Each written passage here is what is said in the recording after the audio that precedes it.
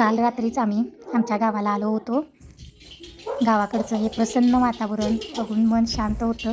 स्वराला इथं खूप जास्त आवडतं, पण काय करणार, कामासाठी आम्हाला तिकडे जावं लागतं. मुलींपेक्षाही जास्त स्वराचे पप्पा खुश होतात. त्यांना इकडे आल्यानंतर खूप फ्रेश वाटतं, कारण की तिकडं सारखं कामात गुंतल्यागत असतात. ते कंटिन्यू कामाला जाणे, गावाला आलं कीच फक्त सुट्टी असते त्यांना, नाहीतर काम की काम.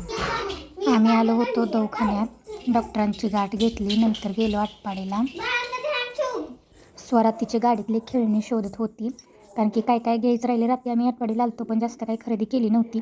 अजून तिला फिरायचं होतं म्हणून अजून ती बघत होती काय राहिले काय नाही. आटपाडीत येतानाच आम्ही थोडंसं यात्रेत गेलो, नंतर थोडासा भाजीपाला घेतला आणि मम्मीच्याही घरी थोडंसं जाऊन आलो, कारण की मम्मी पप्पांना मुलींना बघायची इच्छा होती. त्यामुळं तिकडेही 5 मिनटं जाऊन आलो. आल्यानंतर लगेच मी काहीही बनवत नाही. जर त्यावेळेस आम्ही बाहेरून जेवून येतो, पण ह्यावेळेस आम्ही जेवायला नकोच म्हणलं, घरीच काय ते बनवून खाऊया. यांनी निमा स्वयंपाक केला होता, मी फक्त भाजी आणि भाकरी करून घेतली. यांनी कालवण आणि भात बनवून ठेवलं होतं, कारण की मी आल्या प्रवासातून कुठूनही आली तरी मी लवकर उठत नाही. अर्धाभर तास लोळते तेव्हाच मी उठते, कामाला सुरुवात करते. मुलींच्या खाण्याची सोय आधीच केलेली असते. आमच्या